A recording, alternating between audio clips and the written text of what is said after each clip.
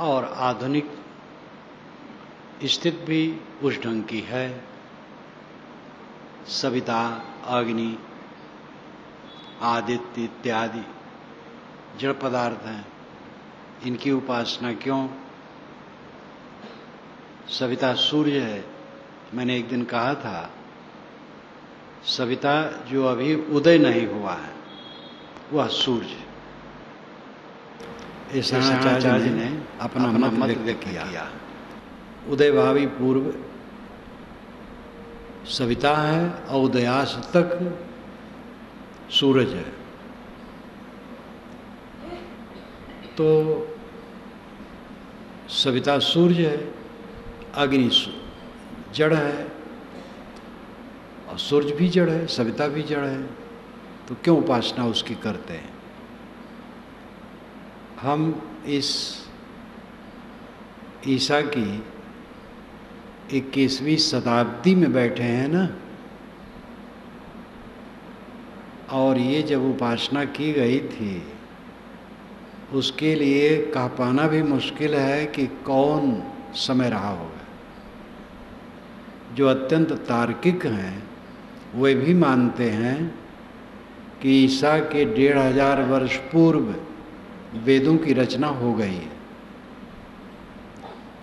और कई लोग तो 5000, 8000, 40,000, 60,000 वर्ष पूर्व मानते हैं।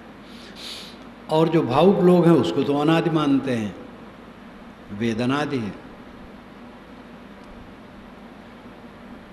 लेकिन ये निर्विवाद है कि सभ्यता के उषा काल में वेद बने। जब पूरी दुनिया घोर अंधकार में सो रही थी, तब भारतवर्ष में ऋषिजन इतने उत्तम छंदों में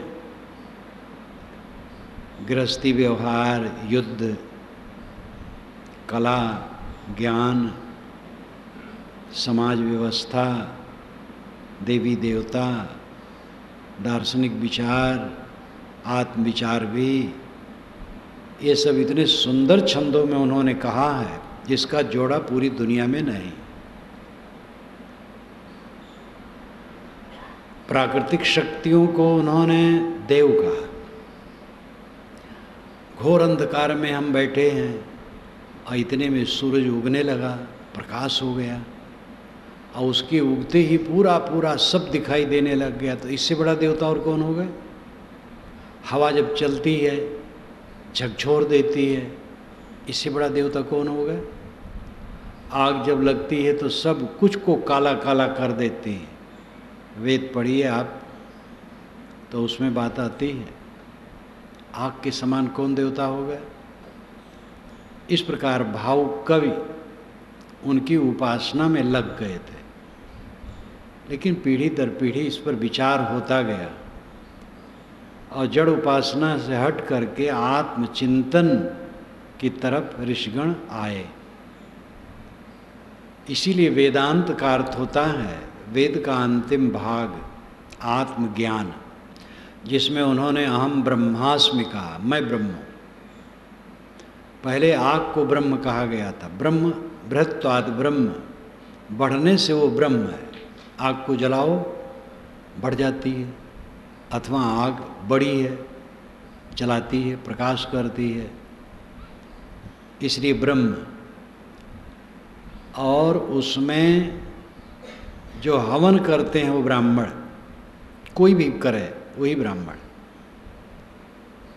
और जिन मंत्रों द्वारा हवन किया जाए वो मंत्र ब्रह्म, इसलिए वेद मंत्रों को ब्रह्म कहा गया है।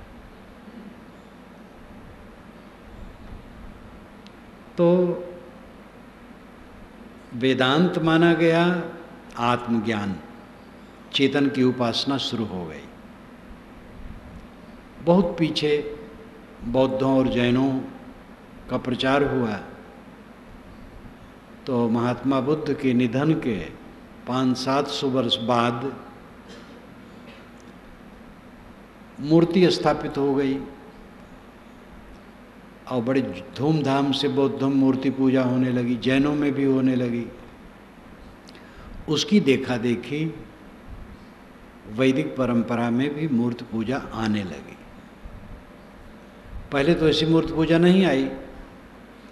वे लोग मूर्ति पूजते थे तो मंदिर बनाने लगे, तो उसमें पुजारी रखने लगे। तो पुजारी और लोग होते थे, किसी किसी ब्राह्मण को नियुक्त करने लगे पुजारी, बुद्ध की पूजा में, महावीर की पूजा में। तो उस ब्राह्मण को अन्य ब्राह्मण घृणित दृष्टि से देखते थे और उनको देवलक कहते थे। अगर कोई ब्रह्म मंडली इकट्ठी है और वहाँ ऐसा ब्राह्मण आया है जो मूर्ति पूजता है किसी मंदिर में, तो उसको लोग कहते देवलक है, घृणित है, उसको अच्छा नहीं मानते थे। आर्यों में मूर्ति पूजा बिल्कुल ही नहीं थी। लिंग पूजा आदिवासियों में थी और उनके लिए आर्यों ने घृणा की है। शिष्ण देवा, शिष्ण को देवता मानने वाले अभागे, नक बैठे, कर्कश भाषा बोलने वाले, ये अथर्ववेद में आता है। तो आदिवासी लोग लिंग पूजते थे, लेकिन आर्यों ने वहाँ से लड़कियाँ ली। इतनी जात पात की बात वहाँ नहीं थी, न छुआछूत थी। चारों वेदों में छुआछूत कहीं नहीं है। अंतर्जाति खूब चलती थी शादी। जितने ऋषि थे सब कर्म करते, गाड़ी बनाते थे, दवाई कूटते थे, हल चलाते थे, धान काटते थे, फसल काटते थे, सब कुछ करते थे। वेद पढ़िए, वेद क्या कहते हैं। अभी आज दिल्ली से एक फ़ोन आया एक जगत गुरु का,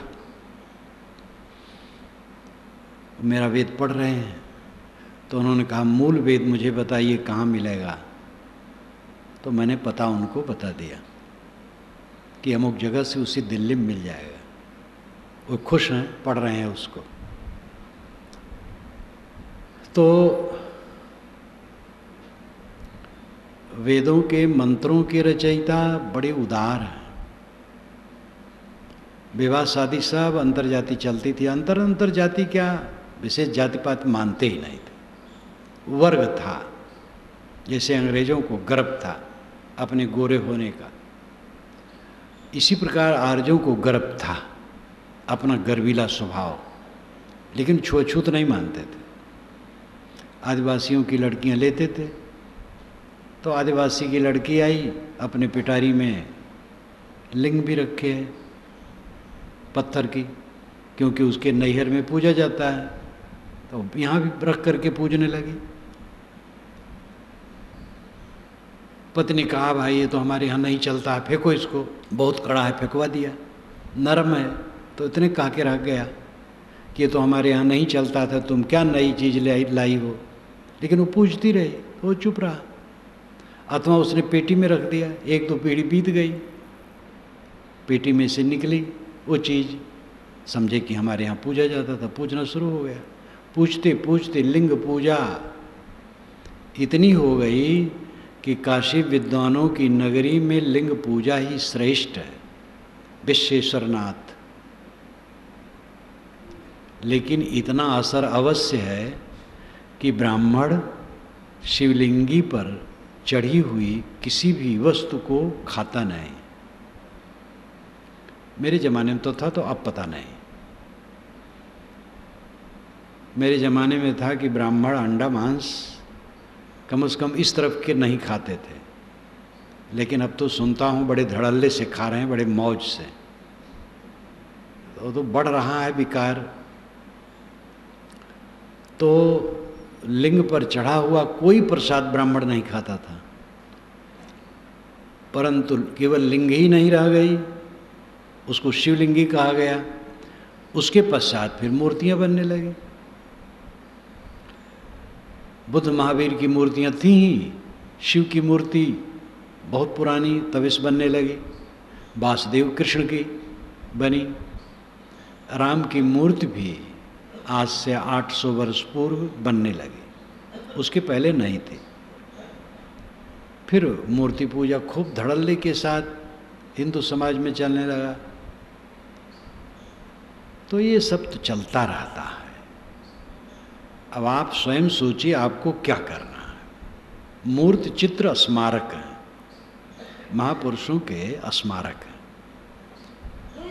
और उन्हें देख करके मन प्रसन्न होता है, बस इतना काफ़ी है। देखो कबीर साहब चित्र पीछे लगा है, हम लोग न नमस्कार करते हैं, न उसकी आरती उतारते हैं, न फूल चढ़ाते हैं, न भोग लगाते, कुछ नहीं, केवल स्मारक है। आरती वारती गुरु संत करने का रस्म है संप्रदाय में। व्यक्तिगत तो मैं नहीं चाहता हूँ मेरी आरती हो, लेकिन पंथ से बधा हूँ, इसलिए लोग करते हैं तो मजबूर होकर सह लेता हूँ। अपने गुरु संतों की मैं आरती करता रहा, तो दुर्भाग्य है कि हमारे न गुरु रहे न गुरु तुल्य उस उम्र के और उस योग्यता के संत रहे जिनकी मैं आरती कर सकूं। और काल चक्र है ही, वो तो सब होने हैं, सबका होना है। तो चित्र मूर्ति स्मारक है। अब पूजा बढ़ जाती है, आदमी पूजा की भावना वाला होता है। अपने को देखो, अपने को समझो। किसी महापुरुष के चित्र मूर्ति हैं, आदर से रखो, गंदा ना होने दो, असभ्यता का बर्ताव उससे न करो कि चित्र टंगा है उसके ऊपर कुर्ता टांग दे। किसी महापुरुष की मूर्ति है, जिस आसन पर उसी आसन पर कुआं पर गए स्नान कर दे, वहाँ साबुन रख दे, बहुत गलत है। मर्यादा रखो, स्वयं न पूजो, चेतन पूजो, चेतन का बोध रखो। आर्य परंपरा मूर्ति पूजा से बिल्कुल अलग थी। न लिंग पूजा थी न मूर्ति पूजा थी। प्राकृतिक शक्तियों को देव मान करके वह उपासना करते थे, उसके नाम पर हवन करते थे। आगे चल करके उसमें भी परिवर्तन हुआ और आत्मज्ञानी हो गए। आप आत्मज्ञानी बने, इसके विषय में इतना समाधान काफ़ी है। स्वभाव सुधार, मोह का त्याग, ये दो बिंदुओं पर थोड़ी थोड़ी चर्चा। स्वभाव सुधार को लेकर के जहाँ कहा जाता है, वहाँ स्वभाव एक सीमा तक है। बिल्कुल स्वभाव नहीं उसको कह सकते। जैसे आग का स्वभाव गर्म रहना है, वो कभी नहीं सुधर सकता है। आग है तो गर्मी होगी, गर्मी है तो आग मानी जाएगी, ठंडी है तो आग कहाँ मानी जाएगी? ये स्वभाव है। पानी है तो शीतलता है। अगर पानी गर्म कर दिया गया है तो आग का अंश है। गर्म पानी भी आग पर पड़ेगा तो आग बुझ जाएगी। इसलिए जिसको हम गर्म पानी कहते हैं वो भी मौलिक रूप में शीतल है। तो आग गर्म है, ये उसका स्वभाव है, ये नहीं बदलेगा। लेकिन जो हम लोगों का स्वभाव है ये उस ढंग से नहीं है, ये बदल सकता है, और यही बदलना ही तो जीवन है। वीर वही जो स्वभाव ही जीते। ये रघुनाथ दास जी महाराज की वाणी है। अयोध्या के रघुनाथ छावनी, बड़ी छावनी जिसे कहते हैं, उसके प्रतिष्ठाता बहुत योग्य थे। विश्राम सागर उनकी पुस्तक है। रामायण, कृष्णायन, इतिहासायन 3 खंड है। मैं इसको पढ़ा हूँ, उसी में शायद यह है पंक्ति, वीर वही जो स्वभाव ही जीते। वीर वह है जो अपने स्वभाव को जीत ले। स्वभाव सब में अलग अलग होते हैं। किसी में कामासक्ति बहुत होती है, काम लोलुपता। किसी में थोड़े थोड़े में चिड़चिड़ाहट आ जाती है, क्रोध आ जाता है। किसी में लोभ की प्रवृत्ति बहुत होती है। कोई अहंकार, बहुत अहंकारी होता है। कोई मोही स्वभाव का बहुत होता है। ऐसे भी लोग होते हैं जिनको मैं स्वयं देखा हूँ। जब मेरी उम्र 15 की रही होगी तो 50 के रहे होंगे, पढ़े लिखे नहीं थे। कोई सत्संग नहीं, किसी से मतलब नहीं। खेत में जब काम करने जाएं तो एक तरफ से और लोग काम करें तो दूसरे तरफ से वो करें, एक साथ नहीं। अपना बिस्तर किसी के खाट पर नहीं रखते थे, रखना हो तो छप्पर पर रखते थे, क्योंकि खाट अशुद्ध रहता है, लोग पता नहीं कैसे कैसे बैठते। बचपन में उनकी शादी हो गई थी, अब जवानी में तो गौन आया, लेकिन पत्नी के पास नहीं गए। बड़ी कोशिश के बाद पत्नी ने घर सफाई की, खाट सफाई की, बिस्तर सफाई की, बहुत कोशिश के बाद वो एक रात गए और संयोग से उनकी पत्नी गर्भवती हो गई, एक बच्चा हुआ। अब तो अगर जीवित होगा तो 80 का होगा। उनको मैं देखा हूँ, बोली नहीं सुना हूँ, शांत रहते थे, काम लोलुपता उनमें नहीं थी, बोध कुछ नहीं था, स्वभाव ही था उनका ऐसा। ऐसे लोगों को मैं देखा हूँ जिनमें क्रोध नाम की चीज़ें नहीं हैं।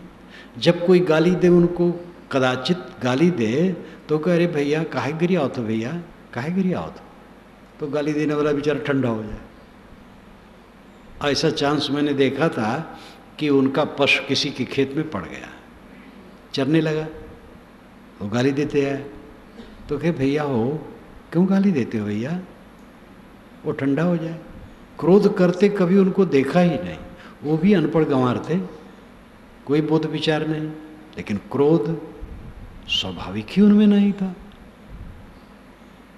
ऐसे लोगों को मैं जानता हूँ जो बहुत साधारण तंग हालत में चलते थे, गुजर बसर होता था, लेकिन जब किसी कुछ देते थे तो ये होश नहीं रखते थे कि मेरा क्या होगा,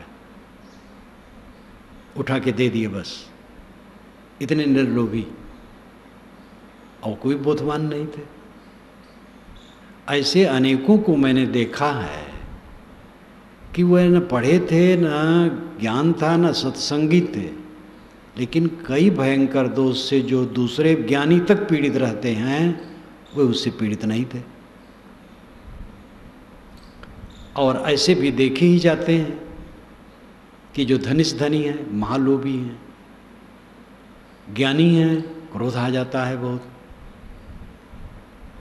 समझते बूझते हैं, मोह में पीड़ित हैं, सब समझ रहे हैं लेकिन पीड़ित रहते हैं। तो ये स्वभाव है, स्वभावगत हो गया है, दोष स्वभावगत हो गया है। लेकिन ये समझ ले इसके साथ साथ कि आग में गर्मी का स्वभाव जैसा है वैसा ये नहीं है, ये मिटाया जा सकता है, संयमित किया जा सकता है, घटाते घटाते ऐसे स्तर तक लाया जा सकता है जब वो विघ्न न करे, तकलीफ न दे। और यही काम करना हमारा आपका कर्तव्य है। ये नहीं कर पाएंगे तो साधना जो आप करते हैं अच्छा है, उसका फल अच्छा ही है, आप भक्त हैं या साधु हैं वो भी अच्छा है, लेकिन मंजिल नहीं मिलेगी, ये जीतना पड़ेगा और अंत में मरना पड़ेगा पूरा। अगर पूरी शांति चाहते हो, सब समय परमानंद, कैवल्य कैवल्य कैवल्य, अति दुर्लभ कैवल्य परम पद, वेद पुराण निगम आगम बद, ये गोस्वामी जी मानस में कहते हैं। कैवल्य परम पद अत्यंत दुर्लभ है, वेद पुराण निगम आगम सब कहते हैं। वो कहीं पहले तो पढ़ता था तो समझता था कि कोई भवन वन होगा आकाश में, स्वर्ग में, कैवल्य वाले वहीं जाते होंगे। कैवल्य का मतलब अकेलापन, आत्मसंतुष्ट, कैवल्य सुख, इस जीवन में पीड़ा से रहित, हरदम हरदम पीड़ा रहित, कोई पीड़ा नहीं, महा आनंद, ये बिना पूरा मरे नहीं होगा, दूसरा रास्ता नहीं, पूरा मर जाओ तब होगा। इसमें कोई मरने को तैयार है? वेद में भी आता है ब्रह्मचर्य प्रसंग में, ऐ लोगों, मैं आप लोगों में से एक आदमी मांगता हूँ जो मरने को तैयार हो, वो मुझे दे दो। गुरु कहता है जो मेरे पास आया वो तो मर गया, तो कोई मरने को तैयार हो तो मेरे पास आ जाए। वेद आप पढ़िए, वेद क्या कहते हैं, में सब सामग्री इकट्ठी हो गई है। वैसे आप वेद पढ़ेंगे, जो टीका सहित वेद मिलते हैं उसमें उतना आनंद नहीं आएगा, उबिया जाएंगे। लेकिन मैंने उसको एक मक्खन के रूप में रख दिया और प्रामाणिक है, नंबर मंत्र सब दिया है। मूल वेद से कोई समर्थ वाला हो तो मिला सकता है। और ये भी मैं आपको बताऊं, चाहे संस्कृत या पाली या हिंदी जिसका भी मैंने भाष्य किया, ईमानदारी का बर्ताव किया, सचौटी से अर्थ किया, कहीं छल कपट नहीं, जानबूझ करके कहीं ऐसा नहीं किया। अब अनजान में कहीं हो, अर्थ सही ना हो तो अलग बात है, वो भी कोई राय दे तो मानूंगा। इसलिए लोग मेरी पुस्तकों पर विश्वास करते हैं, दूसरे मत वाले भी विश्वास करते हैं। वेद जब मैं लिख रहा था तो कई जगह बहुत जटिलता तो उसमें है ही है, तो बैठा रह जाता था। अनेक भाष्य, पुराने ग्रंथ, संस्कृत कोश, ब्राह्मण ग्रंथ, ऐतरेय ब्राह्मण, शतपथ ब्राह्मण, गोपथ ब्राह्मण, निरुक्त यास्क मुनि का, मैकडॉनल्ड का वैदिक मैथोलॉजी, ये सब में छानता था कि कहीं इसका सूत्र कुछ है। छान विचार करके पक्का करके तब अर्थ लिखता था। तो वेद क्या कहते हैं, अगर आप पढ़ें तो चारों वेदों का आनंद एक साथ मिल जाएगा। तो अथर्व वेद में ब्रह्मचर्य सूक्त ही एक है, विवाह सूक्त है तो ब्रह्मचर्य सूक्त भी है। तो गुरु कहता है, भाई आप लोगों से मैं एक व्यक्ति मांगता हूँ जो मरने को तैयार हो, वो मुझे दे दो। तो मरने को तैयार होने का मतलब क्या है, पुराना संस्कार सब धो दो। जब तक आप पिता बनोगे, गुरु बनोगे, बड़े बनोगे, तब तक सुखी नहीं रहोगे, पक्का समझ लो। हम गुरु नहीं हैं, हम पिता नहीं, हम बड़े नहीं, हम एक साधक हैं, पूरा मर जाना है। कबीर साहब की एक कहानी याद आई। कबीर साहब एक शिष्य के साथ चल रहे थे, थक गए थे। एक जगह सरकारी बंगला था, उसमें सरकारी अफसर टिकते थे। पहले भी ऐसा रहा, आज ही डाक बंगला नहीं है, पहले भी था। चपरासी बाग में सो रहा था, दोनों थके थे। तो कबीर साहब ने कहा कि जाओ एक कमरे में तुम सो जाओ, एक कमरे में मैं, लेकिन ये ध्यान रखना कुछ बनना नहीं। गए, सो गए। कुछ देर के बाद चपरासी उठा, देखा दो आदमी सो रहे हैं दो कमरे में। कबीर साहब पास गया, कौन हो तुम? तो साहब कौन मना के उठे, कुछ नहीं बोले कि यहाँ तुम्हारी क्या ज़रूरत है, ये राजे महाराजाओं की चीज़ है, साधु फक्कड़ को तो कहीं रह लेना चाहिए। कबीर साहब चुपचाप बाहर चले, कुछ नहीं गए। जब वो चेले के पास गए, जगाए, कौन हो तुम? कहे तुम देखते नहीं मैं साधु हूँ। तो डांटा जोर से, साधु बने बैठे हो। तो आया तो साहब से कहा कि साहब उसने हमें डांटा, कहे तुम कुछ बने होगे। कहे मैं कुछ नहीं बना। तो कैसे बात हुई? तो बताए। तो कहे तुम साधु बने। तो डांटे गए, मैं तो कुछ नहीं बना। वो कुछ कहा तो मैं चुपचाप चला है, बस। एक कहानी है, घटना घटी कि नहीं पता नहीं, लेकिन बनोगे तब तक सुखी नहीं रहोगे। और बनना कुल झूठ है, देह नहीं है। क्या आपका है? ये देह रहेगी क्या? ये देह मेरी है? देह मेरी नहीं, देह रहने वाली नहीं। लोग मिलते हैं, सज्जन मिलते हैं, देवियां मिलती हैं, जिनका प्रिय का वियोग हो गया है, भावुक हो जाते हैं। मैं छत्तीसगढ़ में था, एक बहुत समझदार देवी थी, 55 की रही होगी, अनेक बार मिलती है। उसका पति मर गया था, पहुंचा, मिली, बातचीत होने लगी, फिर याद हुई तो थोड़ा गंभीर होने लगी। मैंने कहा बिल्कुल गंभीर मत हो, अगर रोने से वो लौट आए तो हम सब मिलकर रोवा लें, कोई लौटने वाला नहीं, दृढ़ रहो। तो तुरंत रुक गई। बराबर मिलती रहती, उधर जाता हूं जब। लोग कहते हैं समझ में तो आता है लेकिन मन नहीं मानता, जानने में तो आता है कोई लौटेगा नहीं, रोना बेकार है, लेकिन मन नहीं मानता। क्यों नहीं मन मानता है? साधना नहीं की गई, उस दशा में रहा नहीं गया, ज्ञान काम करेगा नहीं, रहनी काम करेगी। ज्ञान की बात की भावना मन में करो। कहावत आप जानते हैं कि भंवरा कीड़ों को ला करके अपने बिल में रख लेता है और सामने बैठकर घेर लेता है और अपनी आवाज़ सुनाता है, भंवरा। और वो कीड़ा उसी को देखता रहता है, उसी कीड़ा को, भंवरे को, और उसी की आवाज़ सुनता रहता है। और वो सुनते सुनते सुनते भंवरा हो जाता है। ये कहानी है। बिहार में एक सज्जन तो हमें पत्र दिए यहाँ कि आप कहानी मात्र मानते हैं, ये प्रत्यक्ष अनुभव है मेरा।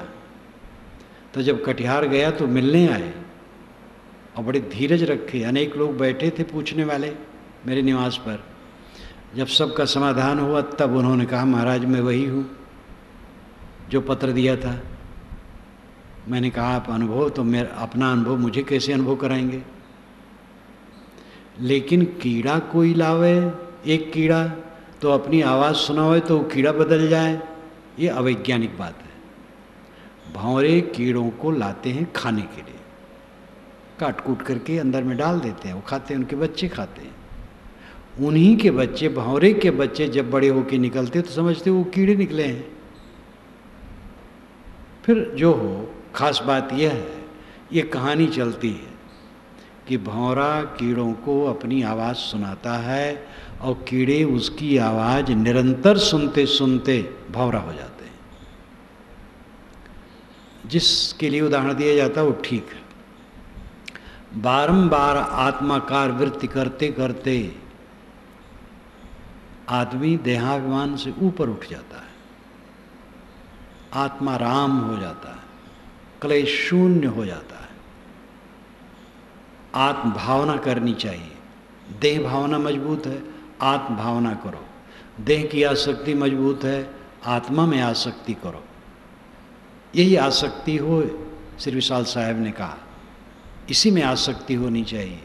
आसक्ति शब्द स्वामी शंकराचार्य ने भी विवेक चूड़ामणि में आत्मा के लिए कहा है।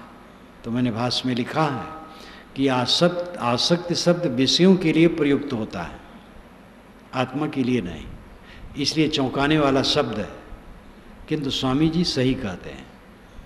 आसक्ति लगाओ, आत्मा में लगाव करो तो देह का लगाव अपने आप छूट जाएगा। ये कूड़ा कचड़ा शरीर ये लगाव करने लायक है, ये काम करने की जगह है। चाम का थैला, हड्डी की झोपड़ी, उद्वेगों का घर, टट्टी पेशाब का कारखाना, दुखों से भरा हुआ, अंत में जीर्ण शीर्ण हो करके टूट फूट करके नष्ट हो जाता है। ये मेरा स्वरूप हो सकता है? मैं तो निर्मल हूँ, दिव्य हूँ। अपने मन को बारंबार आत्मा में लगाओ, देहाभिमान से हटाओ, संसार की नश्वरता को देखो। किसको लेकर के दुखी हो? आप स्वयं नहीं रहोगे इस शरीर में, दूसरे के शरीर की वियोग से पीड़ित हो, अपने शरीर को बचा लोगे? अभी पता नहीं कौन कौन मेरे सामने जाएगा।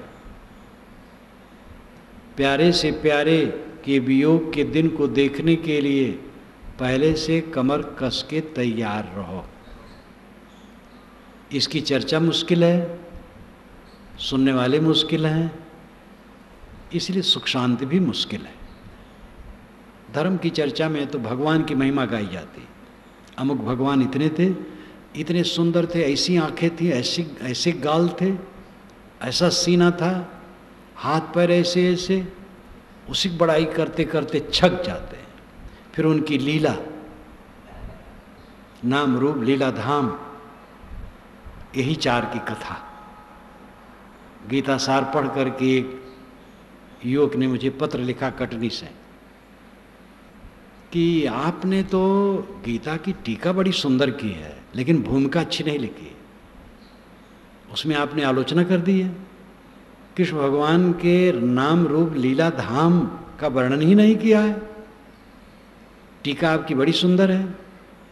रजिस्ट्री पत्र भेजा था, वो कहा कि आप भी रजिस्ट्री पत्र भेजिए और जरूर लिखिए। तो मैंने लिखा नाम रूप लीला धाम। वो समझते थे बहुत बड़ी बात है, इससे ऊंची और बात क्या होगी। नाम रूप लीला धाम की चर्चा वेदों में, शास्त्रों में, उपनिषदों में कहीं नहीं है। ये पुराणों की लीला है, महाकाव्यों की लीला है, बीच के भक्त कवियों की लीला है। भगवान की लीला नहीं है। राम ने लीला नहीं की, कृष्ण ने लीला नहीं की। वे जीवन भर आग के पथ पर चलते रहे, कठिनाइयों को झेलते रहे, लेकिन उसका ध्यान ही नहीं है। श्री कृष्ण महाराज आदिवासियों तक के रक्षक, पशुओं के रक्षक, यज्ञ करने वाले ब्राह्मणों के विरोधी। ये ऋग्वेद में आप 8वें मंडल में पढ़ सकते हैं, जिसका प्रभाव पुराणों में भी कम नहीं है। श्रीमद् भागवत तक में वो यज्ञ की आलोचना करते। गीता में याम इमाम पुष्पदाम वाचम प्रवदंत विपश्चिता वेदवादरता पार्थनानंद स्थितवादिना। ये दिखाऊ स्वभावयुक्त वाणी बोलने वाले वेदवादी, इनकी बुद्धि स्थिर नहीं होती, अत्यंत तार्किक। राम जीवन भर कठिनाइयों से झेलते रहे। वनवास सुबह दिया गया, शाम को बताया गया राजगद्दी, सुबह दिया गया वनवास। वशिष्ठ के पास तक नहीं गए कि महाराज ये क्यों ऐसा हो गया, जरा कुछ देखिए, मेरा ग्रह लगन मुहूर्त देखिए, जरा हाथ की रेखा देख लीजिए, कोई यज्ञ बैठा दीजिए, ये दुख दूर हो जाए। अभी एक पंडित मुझे मिला था, मिला क्या, यहीं आया था, अभी कुछ ही दिन हुआ है, 5-7 दिन, 8 दिन। पीड़ित था वो। मैंने कहा क्यों पीड़ित? कि महाराज एक पंडित ने एक को बताया कि मौत की बात है, महामृत्युंजय जप करवा लो, नहीं तो बचोगे नहीं। तो महाराज उसका एस्टिमेट बना, 20,000 खर्च हुआ, 20 या 22,000। उसने मुझसे कहा, तो मैंने कहा ठीक है भाई। तो 5 ब्राह्मणों को और बुलाया और किया। और वो कहता है महाराज ये कटा कि नहीं कटा। और मैं सोचता हूँ कि महामृत्युंजय की जाप वो खुद करेगा तो कटेगा, उसकी तरफ से मैं किया हूँ तो कैसे कटेगा। और वो 20,000 खर्च कर चुका है, बहुत पीड़ित है, और इतना धन वाला वो नहीं था। तो महाराज मेरे मन में बड़ी शंका है, मैं बेचैन हूँ। मैंने कहा महामृत्युंजय झूठ, उसके ऊपर मौत थी, झूठ, उसके जब से वो कटे गए झूठ, ये सब ढकोसला, खाने का तरीका और कुछ नहीं। वो गंभीर हो गया, कहे साहब तो अब क्या करूं? हम कहे अब क्या करूं? कहे उस पंडित को मैं कैसे समझाऊं जिसने उसको ऐसा कहा है। मैंने कहा उसको नहीं समझा पाओगे, अपना तुम ऐसे जालसाजी के काम से बचो। कोई विवाह करवाना चाहे कर दो, जो मेहनताना दे ले लो, मृत्यु संस्कार भी कराते हैं वो भी कर दो, जो मेहनताना दे ले लो, कर्मकांड करते हो कर लो, लेकिन ये धोखापट्टी काम ये न करो, तब सुखी रहोगे, नहीं बेचैन रहोगे, बहुत गलत काम हुआ है। मैंने कहा वो ये बात नहीं कि पंडित बिल्कुल वो धूर्त तक किया हो, वो स्वयं भटका है बेचारा, किताबों में लिखा है तो इसे बता दिया है, वो स्वयं भटका है। कितने पंडित के लड़के ऐसे होते हैं, मूल ग्रंथ पे पड़ गए, 27 में पड़ गए। तो पंडित लोग 27 पूजा करवाते, मैं 27 पूजा देखा हूँ। एक घड़ा में 27 टोटी बनाई जाती है, तेल भर करके उसको घुमाया जाता है जब पूजा होती है, 27 कुआं का पानी, 27 जंगल की लकड़ी, वो 27, फिर 27 ब्राह्मण का भोज, बहुत 27 है उसमें।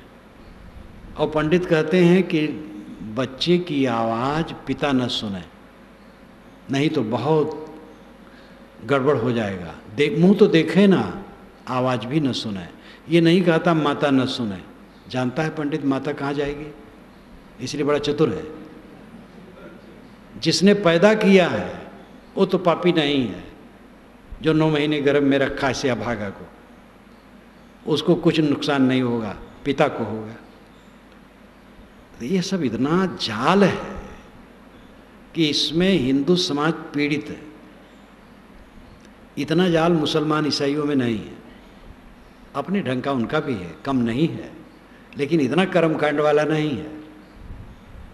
ये सबसे जगने की ज़रूरत है। इसमें तो प्रबुद्ध ब्राह्मण भी कितने बहुत क्षुब्ध हैं इन कर्मों से।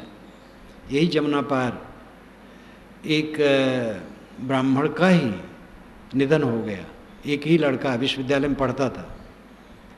तो जब उसका पूजा कराने पंडित आए तो एक दूसरा ब्राह्मण बैठा था, वो विचारक है। अब वो जो जाल फहरा रहा था दान के लिए, खूब दान खींच रहा था, अंत में कहा कि यमराज का वाहन भैंसा होता है, उसका दान किए बिना अपूर्ण है। तो जो दूसरा ब्राह्मण बैठा था सह नहीं पाया, वो बरस पड़ा, कहा इसका पिता मर गया, इसे अनाथ हो गया है, इसको सहयोग करना चाहिए, आप लोग लूट रहे हैं, बहुत कहा। फिर वो ठंडा हो गया। तो आदमी स्वयं भटका है और साथ साथ लोभ है, ये सब पूरा प्रपंच है। और प्रपंच में समाज उलझा है, जागने की जरूरत है। मैंने उस पंडित से कहा कि जो मर गया है उसके नाम से दान करने पर उसको एक कौड़ी मिलने वाली नहीं है। जो दान करता है उसको पुण्य है, लेकिन पुण्य तब है जब स्वतंत्रता से करे। बांध करके करवाया तो कोई पुण्य नहीं। अब बेचारा बांध के करवा रहा है, बांध करके भोज करवा रहा है, कर रहा है बंद करके, और कौन पुण्य है? अपनी श्रद्धा से, उत्साह से पवित्र आत्माओं को, विद्वानों को, गरीबों को, दुखियों को कोई दे कुछ, तब वो पुण्य है। अब बांध करके ले रहे हो, बांध के मारे किस न सहे, जब बांध के मारा जाएगा तो क्या करेगा, भाग तो सकेगा नहीं। तो ये प्रपंच बहुत है, इनमें जागने की जरूरत है। मैं मूल स्थान पर आऊं, स्वभाव सुधार की बड़ी जरूरत है। स्वभाव न सुधारोगे ज्ञान अलगे रहेगा, पढ़ना कुछ काम करेगा नहीं। स्वभाव सब अपना अपना सुधारो। स्वभाव में जो जो खामियां जिनके हैं उस पर ज़्यादा जोर दें। एक क्रोध है तो रोज ग्लानि करो और संकल्प करो। नींद खुले तो 5 मिनट तक संकल्प करो कि आज दिन भर क्रोध नहीं करूँगा, संभालूंगा। और रात में सोने चलो तो दिन भर का लेखा जोखा करो, क्रोध आया कि नहीं आया, तो ग्लानि करो। 5 मिनट जगने के बाद, 5 मिनट सोने के पहले, और रोज ऐसा करो, देखोगे अंतर होगा। काम लोलुपता को देखो, क्या तरह है उसमें, घृणा के सिवा। गृहस्थी में विवाह का फल है 1-2 संतान हो जाए, और हो गई बस खत्म। और नहीं हुई तो भी छोड़ो झंझट, नहीं हुई अच्छा हुआ, बहुत झंझट में नहीं पड़ोगे। साधना से रहो। कूड़ा कचड़ा में पड़ना, उद्वेगित करना, मलिन बनाना, क्या फायदा है? सोचो, विचारो, उस आसक्ति को घटाओ। क्रोध चित्त को जलाता है, काम पतित करता है। लोभ से आदमी विभ्रमित होकर के जैसा नहीं करना चाहिए वैसा करता है। ये तो वेद में भी लिखा है कि लोभ के बस हो करके पंडित जिनके यहाँ यज्ञ नहीं करना चाहिए वहाँ भी कर लेता है, और जैसा नहीं करना चाहिए वैसा भी कर लेता है, क्योंकि दक्षिणा मिलती है। तो उस युग में भी ये बात थी, कुछ नया नहीं है, पहले भी था। लोभ के वशीभूत हो का पंडित खाली दोष है, महात्मा नहीं है। एक एक महात्मा नामधारी हैं, अद्भुत अद्भुत है। और जिनको आप देखते हैं बहुत टीवियों में, उनका तो और दशा आप जानते ही हैं। सब टीवी में जो आते हैं सब कैसे नहीं हैं, लेकिन ऐसे ऐसे अद्भुत अद्भुत हैं कि क्या कहा जाए। तो पंडित, महात्मा, मौलवी, पादरी, ज्ञानी जी, कोई एक वर्ग की बात नहीं है। जहाँ अविवेक है, लोभ है, वहीं सब दुराचार शुरू होगा। अपनी मेहनत की कमाई में जो जुड़े हटे सुखी रहो, किसी से छल छद्म पूर्वक कुछ न लो। प्रेम पूर्वक कोई दिया है, स्वीकारना चाहो स्वीकारो, लेकिन धोखा दे करके, दबा करके किसी से कुछ न लो। अहंकार तो सबसे बड़ा दुष्ट है। अहंकार से सब पिस रहे हैं। अब अहंकार झूठी बात। किस चीज़ का अहंकार? कुछ भी रहने वाला किसी का नहीं है, किस चीज़ का अहंकार? मनुष्य का चित्त प्रतिबंधक संस्कारों में उलझ उलझ कर निरंतर उसी को सोच सोच करके पीड़ित रहता है। प्रतिबंधक संस्कार जो रोड़ा डालते हैं, दुख पैदा करते हैं। आपको किसी ने कुछ कह दिया जो अनुकूल नहीं है, अब दिमाग में वही हरदम खड़ा है, हरदम बेचैनी। ये केवल अपनी कमजोरी है। जैसा आदर आपका करना चाहिए वैसा नहीं किया, इसी में खटक। इसीलिए कहा जाता है पूरा मरना पड़ेगा। पूरा मरे बिना कोई आनंद नहीं पाएगा। मरने के पहले मर लो जिनसे बन सके। आंशिक मरो, कुछ मरो, जितना मरोगे सुखी रहोगे। पूरा मर जाओ बस बेड़ा पार। पूरा मर जाने का मतलब अहंकार पूरा मार लेना। तब जानिया जब जीवत मुआ, ये कबीर साहब की पंक्ति है।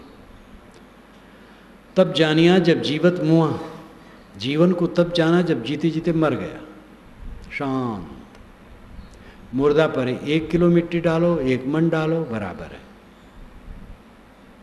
इस प्रकार जब कोई बन जाएगा, कितना घात प्रतिघात, सब में निर्विकार, कुछ है ही नहीं, वो शांति पाएगा। ज्ञान बघारो, अहंकार बघारो, हम इतने पूज्य, हम श्रेष्ठ, हमारे लिए ऐसी इंसल्टिंग, हमारे लिए सब व्यवहार, हमारे लिए सब वचन, सदैव जलते रहोगे, कभी मुक्ति नहीं होगी। जो मुक्त हुए हैं मर के मुक्त हुए हैं। दाना खाक में मिलकर गुले गुलजार होता है। जब दाना बीज मिट्टी में मिल करके अपने को सड़ा देता है तब उसमें अंकुर निकलता है, तब फिर फूल फल सब आते हैं। बचाए रखे न सड़ावे, बस वैसे रह जाएगा, बेकार हो जाएगा। बिना अपने को मारे कोई शांति नहीं पाएगा। यह काम करो। साथी बराती किसी के रहे नहीं हैं और किसी के रहने वाले नहीं। आए हैं ते जाएंगे। राजा रंग फकीर, एक सिंहासन चढ़ चला, एक बधा जंजीर। कोई रहने वाला नहीं, लेकिन इतने में बड़ा फर्क है, सिंहासन पर चढ़ के जाना और जंजीर में बंध के जाना। सिंहासन पर चढ़ के जाना यही है, परमानंद में सदैव रहना। जिस बात को लेके आज दुखी हैं, ये बात कुछ नहीं है। 20 वर्ष के पहले आपके सामने ऐसी अप्रिय घटना घटी होगी, वो है आज। मेरे गुरुजी का समाज था और इतने दिन बीता, कहाँ कहाँ क्या क्या भ्रमण और काम और घटनाएं होती रहीं। उस समय सब वो सब सच लगती थी, आज कुछ नहीं। न वे लोग हैं न वो घटनाएं, और जहाँ जहाँ वो रहे तहाँ तहाँ जाऊँ देखो तो कुछ मिलेगा नहीं, श्री विशाल साहब का समाज देखा, जिस समाज में आज कोई नहीं, और पुराने जमाने के और ऐश्वर्य नहीं। जहाँ जहाँ साहब रहते थे, अब वहाँ जाता हूँ तो वो दृश्य नहीं। रसूलपुर में पहली बार 74 में गया था, सन 1974 में, जब पंचग्रंथी की टीका लिख करके कापियाँ ले गया था श्री प्रेम साहब को दिखाने के लिए। उस समय श्री विशाल साहब की छावनी वहाँ पड़ी थी, विशाल छावनी, खूब चारों तरफ जगर मगर। अभी कुछ वर्ष पूर्व गया तो कुटिया की एक गुमटी भर है और कुछ नहीं, बाग है। अब वो ऐश्वर्य कहाँ है, वो महापुरुष कहाँ है, वो चीज़ें कहाँ हैं, कुछ नहीं। जहाँ सदगुरु विशाल देव की समाधि है, मूजापुर, बाराबंकी जिले में, 6 महीना वहाँ रहते थे, अनेक बार रहे। अब वहाँ जाओ, वो चीज़ कुछ नहीं है, दूसरे ढंग से बन गया है और संत महात्मा रह रहे हैं, लेकिन वो चीज़ हम चाहें कहीं नहीं है। कल की चीज़ आज नहीं है। देखो ये चल रहा है शिविर, 12 को ख़त्म हो जाएगा, 12 को आप लोग चले जाएंगे, यहाँ वाले रहेंगे, वो अपने ढंग से फिर चलेंगे। सारी घटनाओं का सार रहता है, उसी पर ध्यान देने की जरूरत है। प्रतिबंधक ना हो, दुख मोचक हो। संस्कार हमारे जो हों दुख मोचक हो, प्रतिबंधक नहीं, पीड़ा देने वाले नहीं। न घटनाएं रहेंगी, न व्यक्ति रहेंगे, न चीज़ें रहेंगी, न अपना शरीर रहेगा। लेकिन अगर इन सब के बीच में आपने गलत संस्कार ग्रहण किए, वो अंतरात्मा को आज और आगे निरंतर पीड़ित करते रहेंगे। और अच्छे किए तो आज ही आनंद कंद, सदा आनंद कंद। कुछ रहता नहीं, संस्कार कुछ दिन के लिए रहते हैं। रविन्द्रनाथ टैगोर ने लिखा है, जो धाराएं सूख गई हैं उनको निरर्थक मत समझना, जो कलियां खिले बिना मुरझा के गिर गई हैं निरर्थक मत समझना। अच्छा काव्य उनका, उसमें साहस यही दिए हैं कि आप जो करते हैं वो निरर्थक नहीं जाता है, इसलिए सावधान रहें, गलत न होने पाए। अगर आपका मन एक क्षण के लिए क्षुब्ध हुआ है तो आपकी चादर में उतना कालिक हो गया, उसको कोई काट नहीं पाएगा। प्रसन्न है तो सफ़ेदी है। ये कमाई अपनी व्यक्तिगत खास है, बाहर की कमाई की भी ज़रूरत है, लेकिन ये बड़ा महत्व की नहीं है। बाहर की कमाई इतनी होनी चाहिए पेट भर जाए, तन ढक जाए, रहने की जगह मिल जाए। असली कमाई करो, असली कमाई पर ध्यान ही नहीं। नकली कमाई में इतने डटे हैं लोग कि इतना हो गया तब इतना हो जाए, तब इतना हो जाए, तब इतना हो जाए, कितना हो जाए, खाओगे कितना, लेकिन इतना हो जाए कि पता नहीं कितना। और खा करके जो करना चाहिए उस पर कुछ ध्यान नहीं। कमाते हैं क्यों? खाने के लिए। खाते क्यों हैं? जीने के लिए। जीते क्यों हैं? इसका पता नहीं। ये कोई जीवन है? जो खास काम है जी करके करने का, वह है अपने मन को मांचना, स्वभाव को सुधारना। ज्ञान हो जाने के बाद जो शेष कर्तव्य रहता है वो स्वभाव सुधार है। और स्वभाव न सुधारा गया, ज्ञान काम करेगा नहीं। बुढ़ा जाओगे, चले जाओगे, ऐसे रह जाओगे। सुधार लोगे, सुखी हो जाओगे। मैंने कहा कि स्वभाव कहा जाता है, लेकिन निज का ये स्वभाव मन का नहीं है, खराब संस्कार है। मैंने उदाहरण दिया कि आग का स्वभाव गर्म, वो कभी मिट नहीं सकता है। आग में गर्मी रहेगी ही, और गर्मी नहीं तो आग का अस्तित्व नहीं है। ये असली स्वभाव है। ऐसा स्वभाव आपके मन का नहीं है, ये तो दाग है। अनेक जन्मों के संस्कार हैं, आपने बनाया है, उसको खुरच करके मिटा सकते हैं, तभी मोक्ष संभव है। नहीं तो कैसे संभव होता? रत्नाकर जैसे डाकू और हत्यारे महर्षि वाल्मीकि हुए, अंगुलिमाल महाहत्यारा, तथागत बुद्ध का भिक्ष साधु हुआ, अनेक ऐसे होते हैं, आज भी होते हैं। दृष्टि बदल जाती है, सृष्टि बदल जाती है। अपने को सुधारो, अपने स्वभाव को सुधारो, मक्खन बनाओ, आपके द्वारा किसी को तकलीफ ना हो, किसी से त्रुटि हो जाए उस पर हमला न करो, सहारे से रास्ता दिखा दो, अगर दिखाने लायक है तो।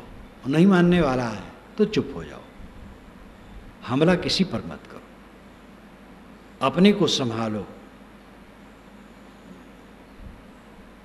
एक एक सोच, एक एक वाणी, एक एक क्रिया के दाग लगते हैं अपने मन की चादर में, और मरी मरी धोए दाग न छुटी हैं।